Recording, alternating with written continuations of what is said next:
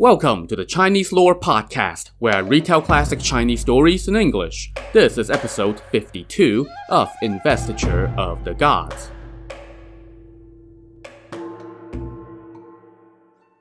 Last time, Jiang Ziya seemed to be on his way to an easy victory as the enemy commander Su Hu was about to come over to his side. But then, a Jie sect Taoist named Lu Yue and his 4 disciples showed up. Each of those disciples faced one of Jiang Ziya's Chan sect Taoist warriors in battle, and each one of them cast some sort of spell on his opponent, afflicting them with strange maladies. As it turned out, strange illnesses were these guys' bread and butter.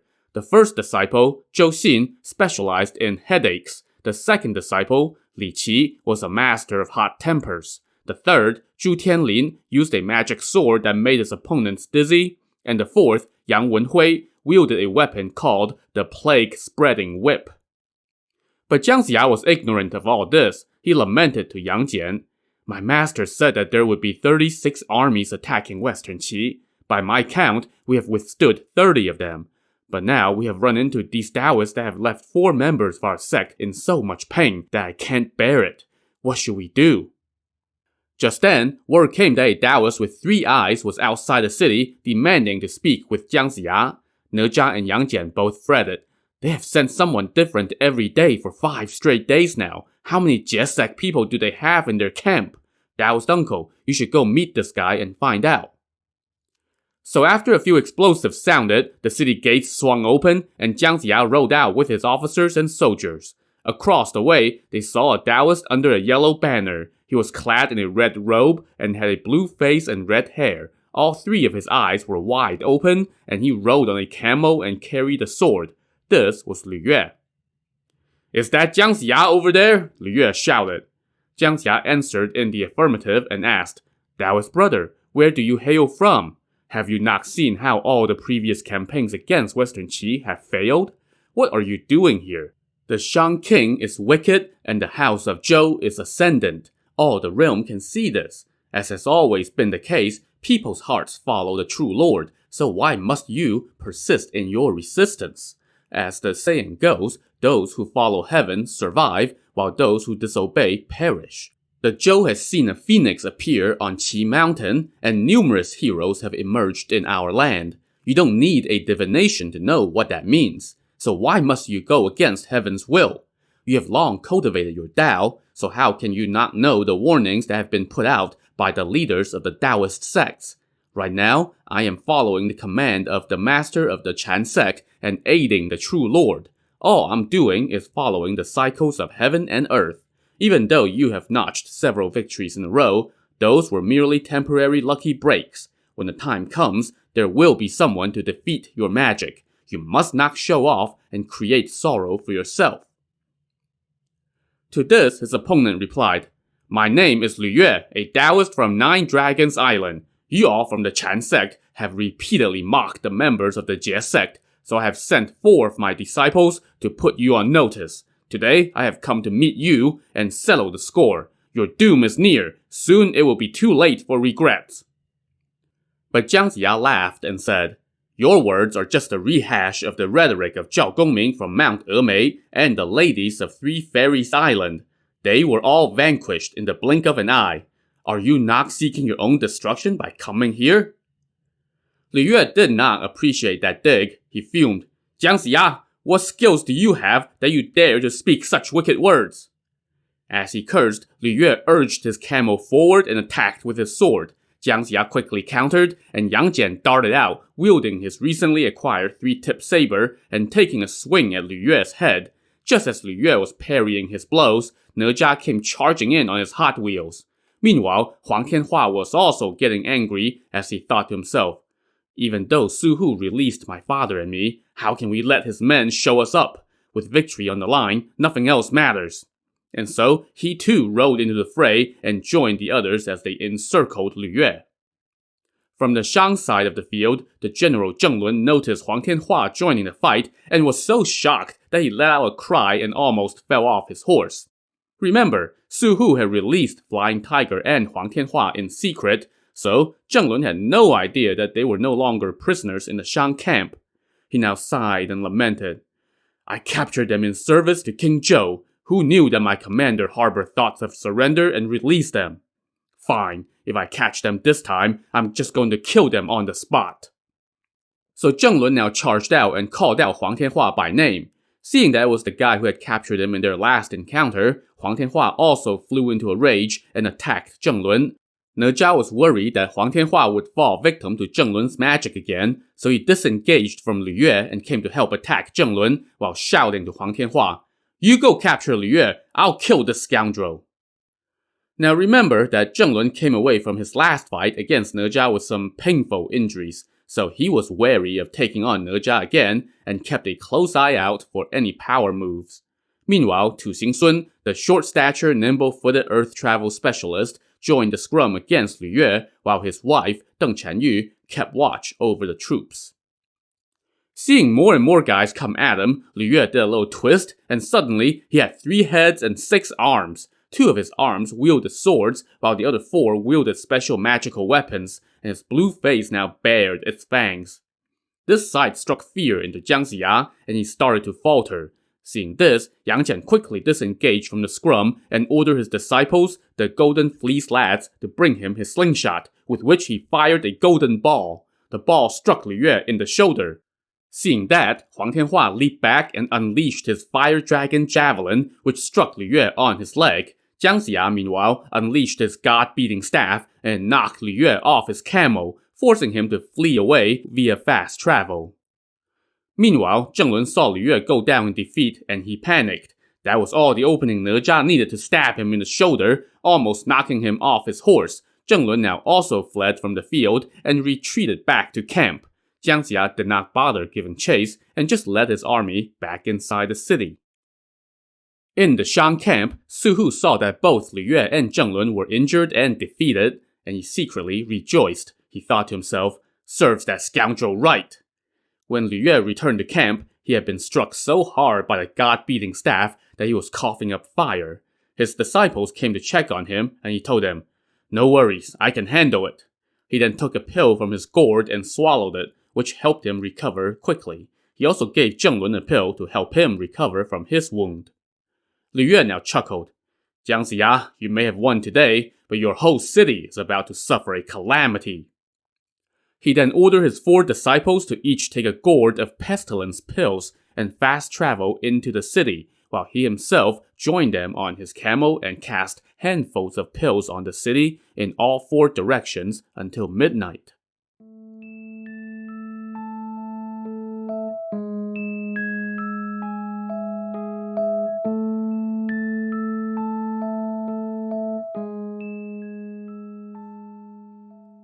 The pills made their way into the city's water supply, and from there, they were consumed by everyone in Western Qi.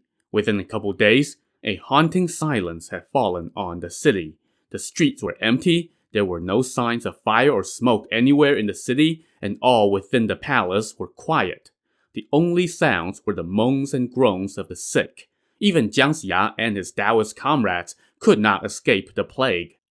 The only 2 who remained unaffected were Ne Zha, because he had a body that was reborn from Lotus, and Yang Jian, supposedly because of his powers of transformation, although I don't know what that has to do with being immune to a plague. In any case, Ne Zha now went to the palace to check on the martial king, while Yang Jian remained at the prime minister's residence to look after Jiang Ziya and company. The 2 of them also had to go keep watch atop the city walls. Ne Zha fretted, "There's only the 2 of us still standing in the city. If Lu Yue attacks, what then?" "No worries," Yang Jian said. "The martial king is a sage lord and is very blessed. Our Taoist uncle must have been preordained to endure this calamity, but some powerful Taoist will no doubt show up to help." Over in the Shang camp, Lu Yue told Su Hu and company, "I have secured success for you all in the course of a day. Within 6 or 7 days, everyone inside Western Qi will be dead, without you needing to fire a single shot. Then, you all can return in victory. That will make my coming here worthwhile." Zheng Lun said, "We haven't seen anyone atop the city walls in a couple days." "They're all sick and will die soon," Lu Yue explained. "Since the city's population is beset by calamity, why don't we send an army to charge into the city and root out all the trouble once and for all?" Zheng Lun suggested. That works too, Lu Yue said. So Zheng Lun requested and received Su Hu's permission to lead an attack on the city. As they left camp, Yang Jian spotted them from atop the city wall, and Ne Zha asked what they should do. No need to panic, Yang Jian said. I have a way to fend off the enemy. He quickly grabbed 2 handfuls of dirt and grass, tossed them skyward, and uttered an incantation. In the blink of an eye, the wall was filled with stout-looking men walking back and forth. When Zheng Lun got near, he saw this imposing-looking defense and did not dare to attack, so he just returned to camp, opting to let the pestilence do its work.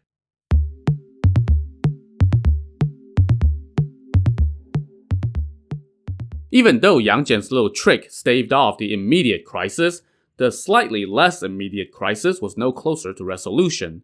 Ne Zha was fretting about this when he suddenly heard the call of a crane from the air. He looked up and saw Yellow Dragon Immortal, one of the Chan sect's cohort of 12 Taoist masters, descending onto the city wall atop a crane. Ne Zha and Yang Jian kneeled to pay their respects. Yellow Dragon asked Yang Jian, "Has your master Jade Tripod come by yet?" "Not yet," Yang Jian said. Yellow Dragon now went to check on Jiang Ziya and the Martial King, and then he returned to the top of the city walls. Just then, Master Jade Tripod showed up on a beam of golden light. "Taoist brother, what kept you?" Yellow Dragon asked. "I was riding on the golden light, and it wasn't as fast as I expected," Jade Tripod said. "Right now, Lu Yue has used his strange magic to threaten the lives of everyone in the city. We must send Yang Jian to the Fire and Cloud Cavern to see the 3 holy masters and ask them for medicine." So Yang Jian headed off right away, fast traveling to the Fire and Cloud Cavern. The place was enveloped in clouds and mist and surrounded by exotic pines and cypress trees. Yang Jian did not dare to intrude, so he waited outside until a young acolyte came out. He went forward, bowed, and said, "Taoist brother, I am Yang Jian, a disciple of Master Jade Tripod. I have come on my master's command to pay my respects to the 3 holy masters. Please announce me." "Do you know who the 3 holy men are?" the acolyte asked. "How can you call them masters?" "I don't know who they are," Yang Jian replied. "Well, I can't blame you for not knowing. The 3 holies are emperors of heaven, earth, and mankind." Yang Jian thanked the acolyte for the enlightening introduction, and the acolyte went inside and returned momentarily to say that the 3 holies had summoned Yang Jian. So he entered the cave and saw the 3 holies. The one in the center had 2 horns on his head. The one on the left wore a cape of leaves on his shoulders and a tiger skin around his waist. The one on the right was dressed in the robes of an emperor. So let's pause for a slightly less cryptic introduction to these 3 holies. The one in the center, who had horns, was Fu Xi, one of the top deities in Chinese creation myths. He was both brother and husband to the goddess Nuwa, the same Nuwa who got this novel going by setting in motion a plot for vengeance against King Zhou because he had written a lurid poem about her.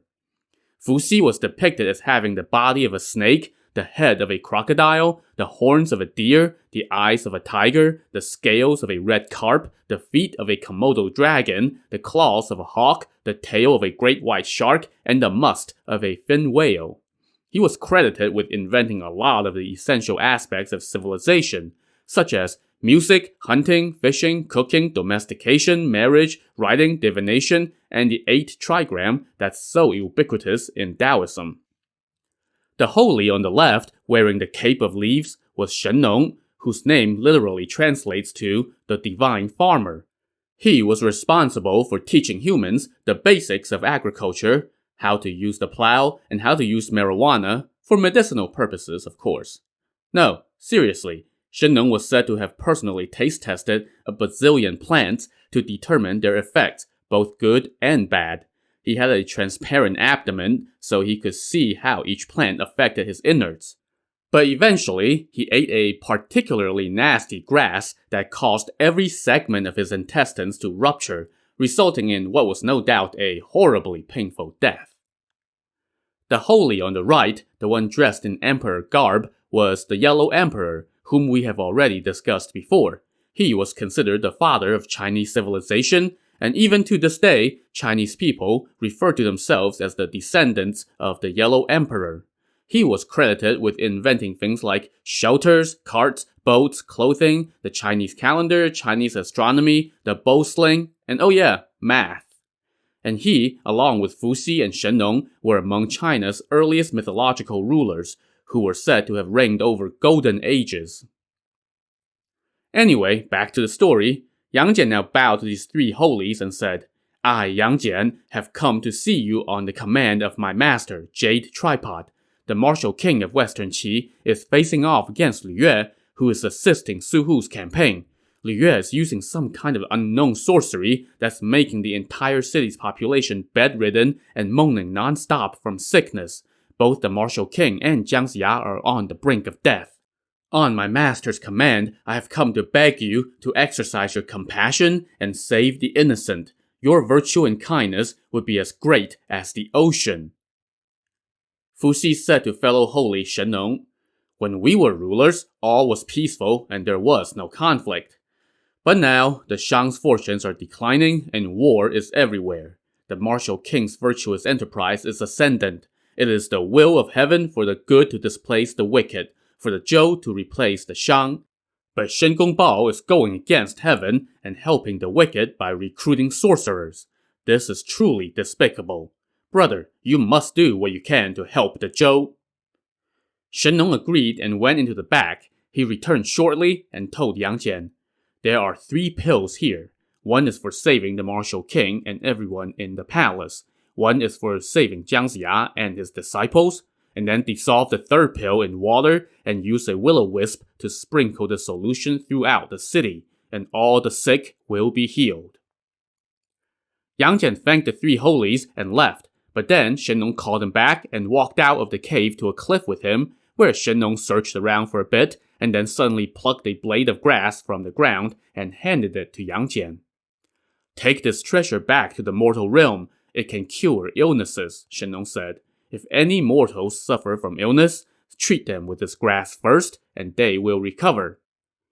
Yang Jian kneeled to receive the grass and said, May I ask the name of this grass, so that it can be known throughout the mortal realm? Shen-Nong told him that it was called Chai Hu. Now, this is actually a real herb. Its scientific name is Radix bupluri. It has been used in traditional Chinese medicine for more than 2,000 years. It's believed to help regulate metabolism, disperse evil heat, soothe the liver, and promote the yang, or the positive essence. According to ancient Chinese medical texts, it was used mainly for treating bitter mouth, dry throat, and dazzled eyes. And in more recent times, it has also been the subject of Western pharmacological research for its various potential medicinal properties, like anti-inflammatory, anti-cancer, or antiviral effects. With the magic pills and the miracle herb in tow, Yang Jian now rushed back to Western Qi and told his master, Jade Tripod, what the 3 holies had said. Jade Tripod promptly applied the magic pills per Shen-Nong's instructions.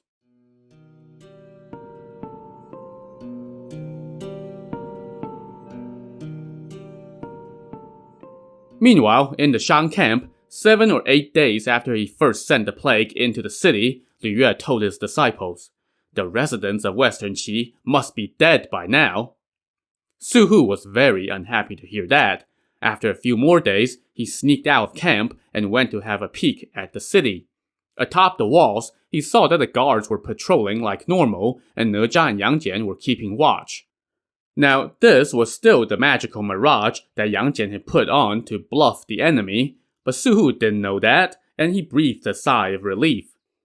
That Lu Yue was just lying to us, he thought to himself. Let me tease him and take him down a peg.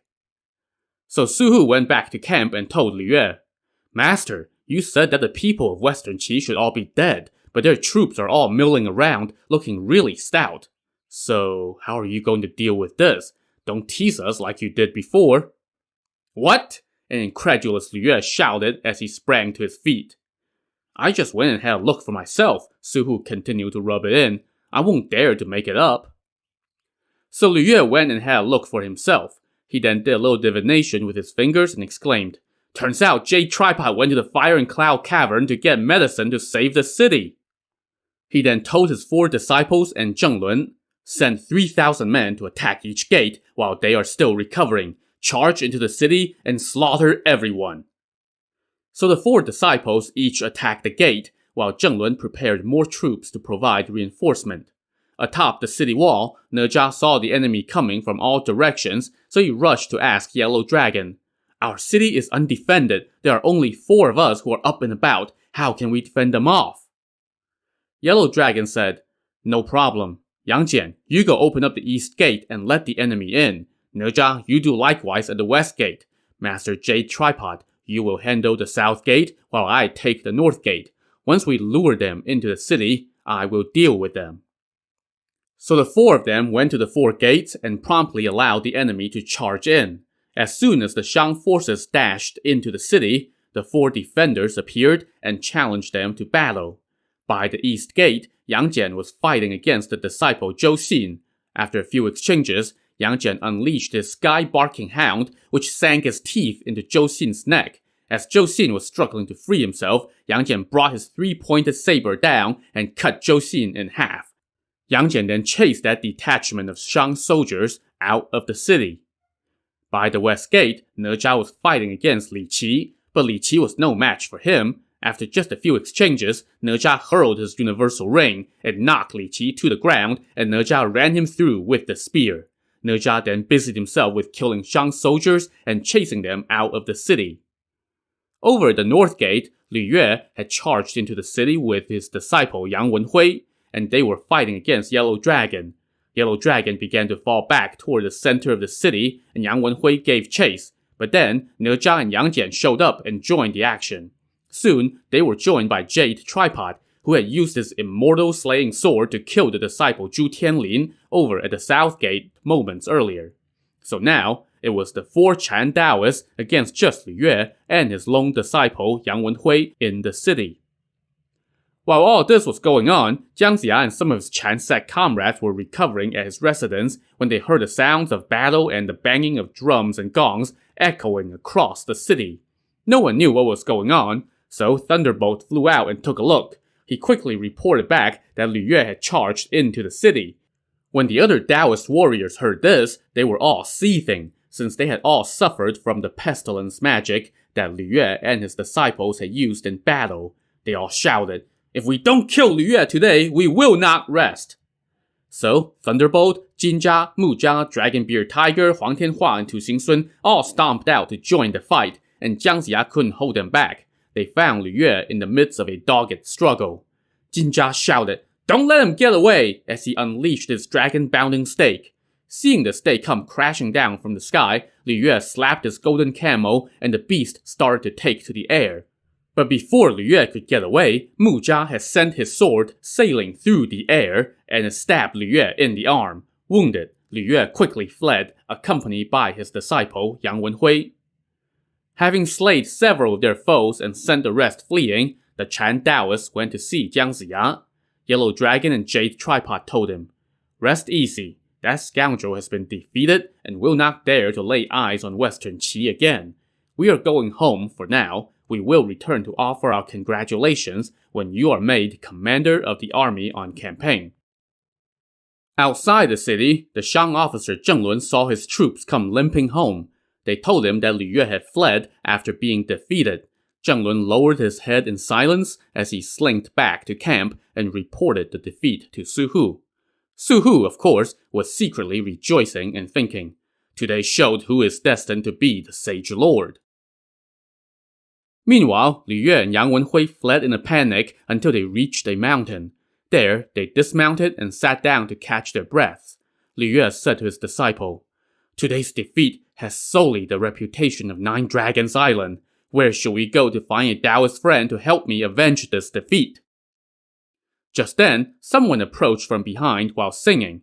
Lu Yue turned and saw a man who looked like neither a layman nor a Taoist. He wore a soldier's helmet, but also a Taoist robe, and he carried a demon-taming club. Lu Yue asked for his name, and the man replied, "I am Wei Hu, a disciple under the heavenly master of divine virtue of the Chan sect. On his command, I am going to lend my Taoist uncle Jiang Ziya a hand to help him march east and extinguish the Shang. But first, I'm going to Western Qi to capture Lü Yue as an introductory gift. Lü Yue was irate when he heard that. How dare you make such a boast? He fumed as he raised his sword and attacked. Wei Hu, though, laughed and said, What a coincidence to run into you here, and he raised his club to counter. After just a few exchanges, Wei Hu sent his club flying into the sky.